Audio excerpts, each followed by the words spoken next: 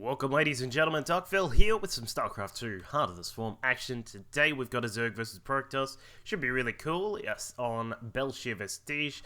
One of the, standard sort of ladder maps here. We've got an interesting matchup coming up between these two players here. This should be really good. Starting up at the top left-hand side is our red Zerg player, who was formerly on Team VT. It is Whiplash, your Pro League caster. He's going to be starting us out with some Pro League Star 6 pool, it looks like, and his opponent down at the bottom right-hand side, of course, one of the wonderful Protoss players on Team Root. They have, in fact, Root's got two of my favorite Protoss players. Let's just keep that in mind. It is Puck. And as mentioned, 6 pool coming out from Whiplash. Yeah, I'm pretty sure this is a Whiplash from Pro League. I did a little bit of digging, and I'm like 99% sure, because Whiplash did formerly play Protoss, but he's been playing a little bit of random lately just to try and get a hold on some, all the various races to help out with casting, and I certainly admire that. I've been doing the same thing for quite a while now, and yeah, we'll see how he goes here with this 6 pool. So Puck's going to come through and identify... Wait, what? There you go. I was gonna say, I'd be very surprised. There we go. Puck scouts out that the 6 pool is down. There are 6 lings now on the way. This is a point where a lot of Protoss players say, alright, this isn't too bad. I know how to defend against this. There's a couple of tricks that you can add in to defending a 6 pool, though. If you're sort of a lower league player who's sort of unsure of what to do here, Puck's got the right thing going. You can't build the forge inside your main, of course, but what you do need to do is get a pylon inside the main base as quickly as you can. Now, the reason, obviously, that you put your gateway down here and you don't scramble to build you put your forge here, is that you don't have time to get a gateway up and then get something like a zealot up. So what we see people do is they'll finish up the forge, a pylon inside the main, a single cannon goes down, and the positioning of that cannon is very important. But one thing I wanted to point out is that some people like to do is that you can do this, not everyone does it, but some people do give it a shot, is that they will hide a probe just down here, just sort of out of the reach of the Zerglings, because a lot of people like to journey, yeah, as we can see right here, Whiplash is just going to run straight inside the main. Some people, if you can buy it, if you get up here and put a cannon down, you can actually hold this position out the front, because a lot of people will try and run inside. They might try and kill off a couple of these probes, like just off to the side. You can have a little poke at some of these buildings here before the cannon completes. But if you can catch the Zerg out and actually get this get a cannon down here, you can put yourself in a really good spot, because it means that you're naturally secure and you are you still have a forge to continue on the production there. But anyway, let's talk about what else has been going on. Puck was heading towards the natural base here. One big thing which a lot of Protoss players also like to do is throw down a pylon here to block this off. Sometimes put a cannon down as well to make sure that the Zerg cannot easily take their natural, because with the 6 pool, of course, you do put your economy in a little bit of a back foot position here. Now, Puck has gotten 2 cannons up. We'll talk about the cannons just in a sec, but Whiplash, going to have a quick look around, is not really going to get anything done. The 2 cannons should be able to protect this. In fact, is there a little bit, there may be a little bit of space. Oh no, maybe not. Alright, so these 2 cannons are very well positioned, and I mentioned the position of these cannons before. This one here, just down to the bottom side, this is your normal sort of position where everybody will put a cannon. What this does is that the protection area of this cannon is basically everything that's important here. You've got the gas, you've got the gateway, the cyber, the pylon, and of course the nexus itself as well. Those are the main things that you want to protect with the positioning here. Because the reason why this is important is that if you put this in a position like this, just off to the side, sort of like right in the middle of the mineral line there, that won't be able to reach over to the other side and stop any Zerglings that sort of attack the assimilator just to the side there. So you need to be very careful with positioning. I'm actually a little bit surprised that Puck got a second cannon there. I wasn't really expecting Puck to go in that particular direction, but yeah, we can see that Puck all very nice and safe here with these 2 gases. Going to be getting out a lot of gas production, going straight into Stargate. Wants to get out a Void Ray. A lot of Zerg players will follow up this kind of cheesy aggression right at the start with either some Roaches, some Banelings, but the majority of the time it's sort of a combination of Lings and Banes or Lings and Roaches. So it's always good to have either a scouting Phoenix heading across the map to scan out what's going on, or possibly a Void Ray to make sure you're protected against Roaches. Now, As we can see, Puck is going to throw down, oh, it's presumed 3 gates. Yeah, there we go. So 3 gates going down, allowing the possibility of some aggression. But interestingly, 14 Zerglings are now on the way for Whiplash. His speed is actually just about to complete too. So he's going to have a lot of power on the ground here. And Puck will need to be very careful with how he handles this. He should have seen, I would presume he would have seen all of those Lings now heading across. But unfortunately for Puck, 4 of the Lings are actually already inside the natural, having a go at that pylon. The Nexus has completed. And this could be, wow, this actually could be like no more natural for you, Puck, because there are just so many Lings journeying across the map. A couple more still in production, cancels the gates there. The Lings now going to head inside. I don't think Puck's going to really lose too much here, as long as you're very careful with the probes, and that was perfectly done. Putting the probes here, just putting them in front of the cannon, stopping them and making sure, or holding position and making sure that they don't move out of the way, so that the Lings cannot attack the cannon. Very nicely done by Puck to hold that off, and Whiplash is going to get his own little victory here by killing off the Nexus. But you know, this sort of begs the question, at what cost? We can see the drone count of Whiplash is still at 30, still just slowly climbing up, but Puck has been able to keep his economy in a decent shape, and now with the first Void Ray on the way, there is going to be no chance of a third base. We can see that a pylon has gone up just across to the right, and Puck looks to be threatening with some 5-gate aggression. Now, Whiplash has not scouted this out from what I can see. Yeah, oh, he knows there's a couple of gates down at the back, but doesn't necessarily know that this is going to be a heavy sort of push. You can sort of assume from the fact that there are at least 4 gates that it is going to be some kind of heavy aggression coming out of the Protoss. So wisely, Whiplash throws down a Spore and a Spine to try and protect the front door, but the Void Ray is already here, takes down the first Spine Crawler, and a couple of Queens and the Spore will be the only things left here to defend this front door. So we can see now Puck going to try and defend this pylon here. If Puck can keep this up, this would be perfect, because now the 5 gates are in operation. 18 Lings, lots of Lings now coming out for Whiplash as he attempts to, you know, just sort of make sure that he is protected against this aggression, because now, with the Lings now coming across, they may... Is he? Okay, alright, he recognizes that there is a second pylon, so doesn't really want to commit and lose all the Lings just to kill off one pylon when there's already another there. But as you can see, Puck with some really nice force fields, unfortunately lets a few of the Lings in down the back, so it looks like at least 1, maybe 2 of these sentries will go down. In fact, a lot of the Zealots there will go down, but at the cost of the majority of those Lings. We've now only got 13 Lings on the field for Whiplash, and though he's got a couple of Spines in production, the Voids can easily deal with them. We'll probably see just a lot of Zealots now come out from Puck, with the 5 gates being chrono boosted back at home. We can see that he is getting ready to push this really, really hard. So this has forced out a really interesting position for Whiplash, because he has to invest in either a lot of static defense here, as we can see with the Spores and with the Spines, and lots of Lings have also been built, because he does need to be able to deal with everything on the ground. So Whiplash is in a position where he can't really invest in any drones. We can see Queens constantly coming out of those hatcheries. We're trying to make sure we don't get supply blocked either. And things are looking really, really, I suppose, awkward for Whiplash at this point, because at any point, if he starts to drone a little bit, that could cost him the game, because if he doesn't have enough Lings down to defend against these Zealots, then he's going to be in a lot of trouble. As we can see, the Zealots trading nice and efficiently with those Lings, and it means that Puck is going to have a very solid position out here. What we don't want to see is, oh, actually, the Void Rays just die off, so that's not actually the greatest thing there for Puck. But this means that Puck may have to transition into something very similar to what Stardust did against, I'm going to say it was Jaedong in the finals there of DreamHack, where Stardust was threatening this kind of pressure here, had lots of sentries to make sure that the Zerg was, you know, that we saw lots of force fields to keep the Zerg inside his own natural, and constantly investing in defense. And there you go, he's going to trade. I don't think Puck will want to push this too hard.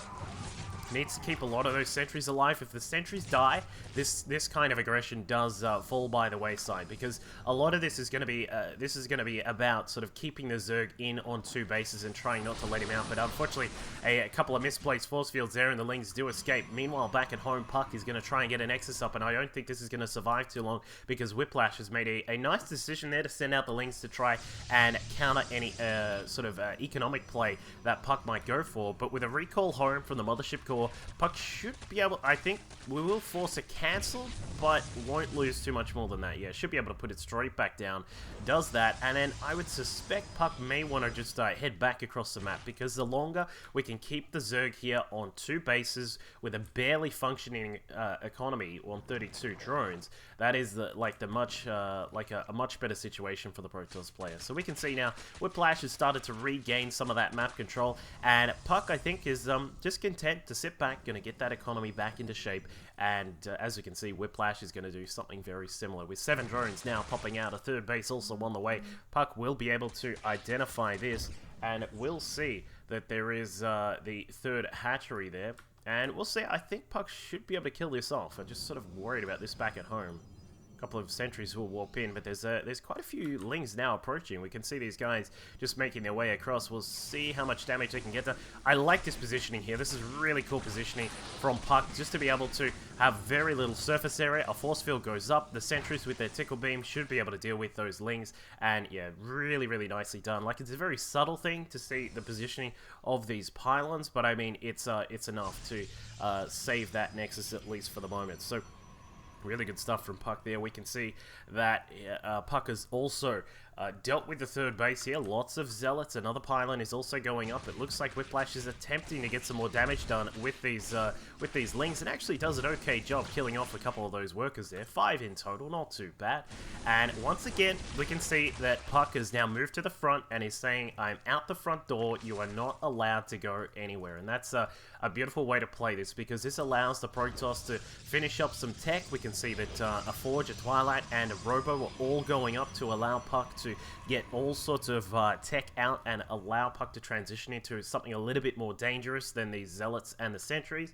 But with these forces out the front, as we mentioned before, all the Puck needs to do is sort of block Whiplash from pushing out of this position here. If at any point Whiplash is able to send across a whole bunch of lings, Puck will again have to recall back home and try and block out any counter attacks. So Whiplash is forced to pick up a Roach Warren Evo Chamber on the way. His economy still sitting in a pretty sort of shoddy kind of position here. 49 drones off 2 bases, and while he does have a lot of spines at the front, lots of queens to help defend as well, it's going to be tough to try and move out of here. So it looks as if we will try and make our way out, but Puck forced to recall back home. See you later, but I'm okay back at home, Puck says, because I've now got a lot of zealots, a lot of sentries, and the natural base is now established. So Puck is really going to be feeling comfortable with the position of this game right now. We can see that an Immortal is going to start coming out, so we may see perhaps some like attack part 3 proceed from Puck with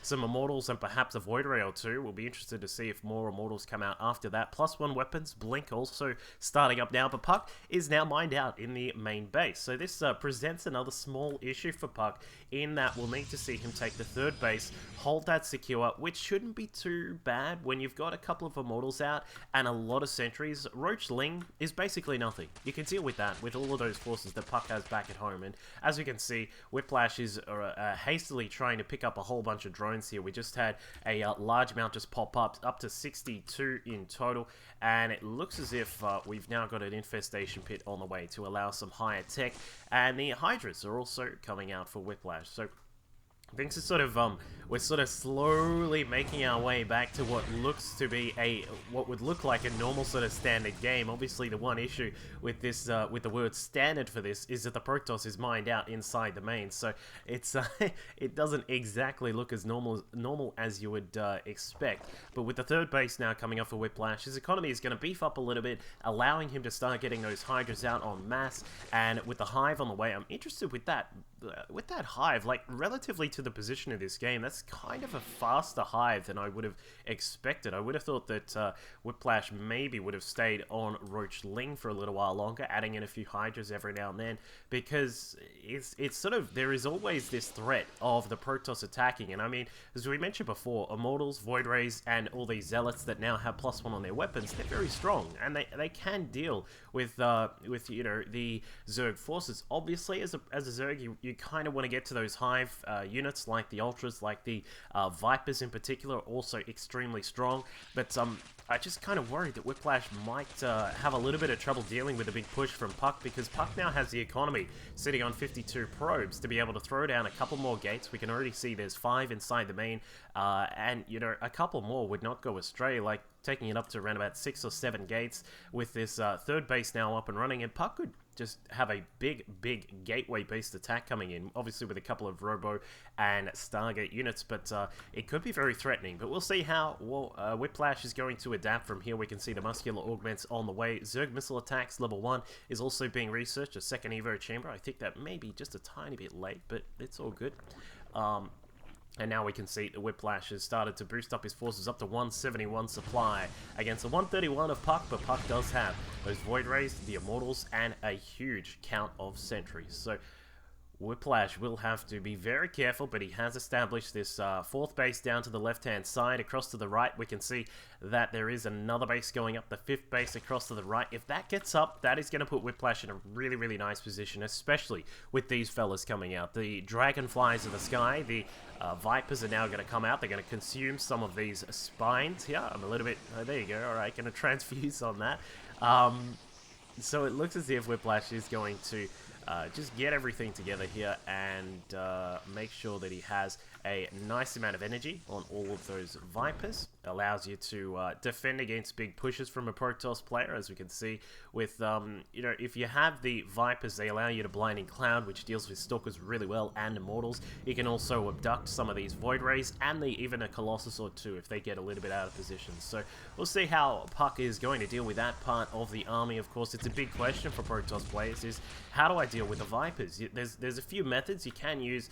You know, you can try and target them down. I've seen some players try and get out like 4 or 5 Phoenix and try and target them down really quickly.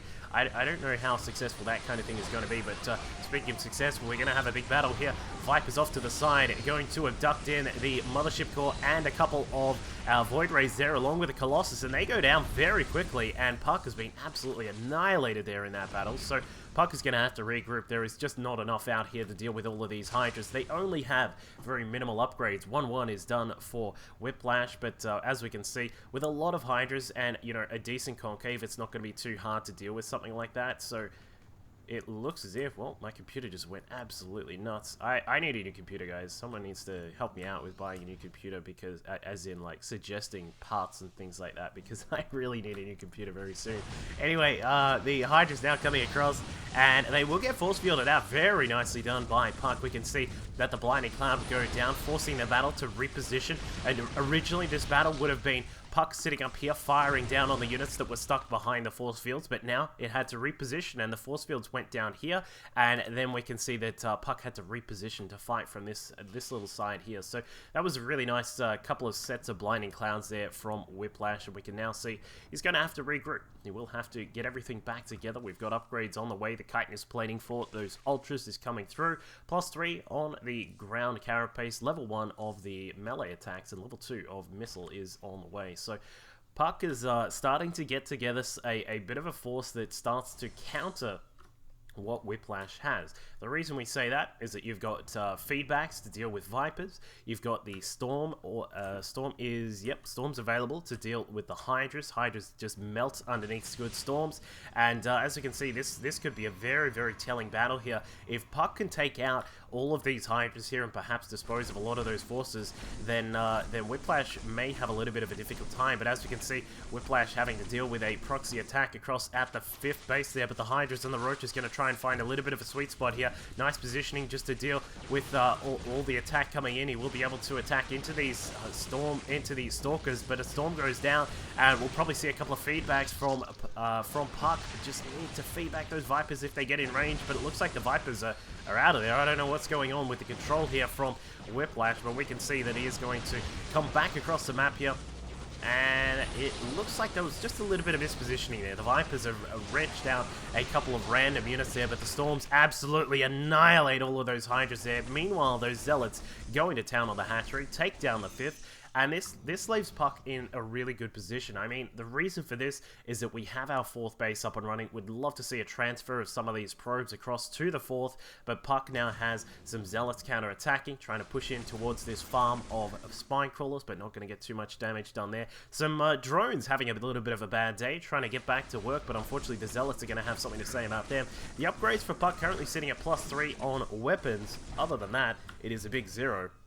So Puck is still slowly approaching a max out right now, up at 157 supply. A few of the Zealots will attack into the 4th base, but there are a lot of Ultras now out. They've got their chitinous plating 4-1 on their upgrades right now, and Puck is going to move into a position here to try and attack into these into the Ultras, actually just coming in and trying to surround them from the back. We can see a few feedbacks on the Queens, very nicely done. Would love to see a few feedbacks on those Vipers. I don't know if the Templar have enough energy. Actually, yes they do, but the Ultras have made their way down towards the 4th base and have taken that out very, very easily. The question for Whiplash now is, how do I get out of here? And it looks like he's going to try and come through the top side, but Storm's going down. Storm's obviously not the greatest thing at dealing with those Ultras, but they do a wonderful job against the Lings, and now we can see that Puck has made his way across, and he's going to get that hatchery. Very nicely done. That leaves our Zerg player on just the 3 actively mining bases, and Whiplash is going to be struggling for economy very, very soon, and that is something you never want to have to deal with against a Protoss player. So Puck, we'll see, is also, you know, it's not as if Puck is flourishing at this point. 48 probes around on the map. We still need to re-establish this 4th, which he's just heading up to do right now. But while he's doing that, he's going to put the pressure on Whiplash. He doesn't want to allow him to get a 4th base up, or even this 5th on the top right-hand side. So a few proxy Zealots are going to make their way across. And as we can see, the Ultras slowly lumbering their way in. The Vipers off to the side. If they can get a good blinding cloud, there's just enough. Actually, there's heaps of energy there. Why isn't he using any of that energy? But there's lots of energy available for these Vipers to be able to blinding cloud on top of a lot of these units. Keep in mind, it blinds all units that are underneath, whether they are Protoss or Zerg. But here is another problem yet again for Whiplash. These Zealots just making their way across are going to be able to do some hardcore damage to that hatchery. It is almost dead. The drone saying, no, please, no, don't kill off the hatchery. We need that to get back to work.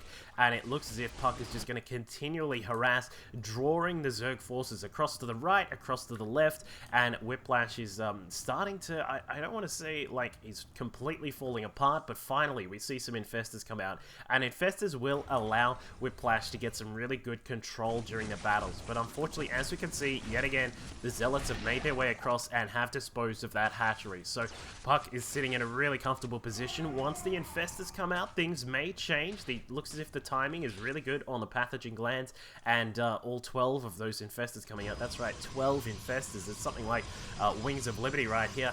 And, oh, cool. This is actually really nicely done from Puck. I really like this. This is, if you're wondering why I'm going all spazzy over this, a couple of pylons here to set up, it's like a semi-wall. It's what some people like to do against Archons in PvP, is that Archons are big fat units like the Ultras can't get through this kind of position here, and it makes like a semi-wall off and forces the Ultras to choke up, and you can throw down storms. You can also use the Archon Pimp Fist. The Immortals can also go to town on them as well, and it means that it's a really good position for the Protoss player. And look, he's doing it again. It's just really, really cool stuff here from Puck. It's really innovative usage of buildings, especially when you're dealing with Ultras. So we can see now the Infestors coming about. They've got lots of energy available, and here we go.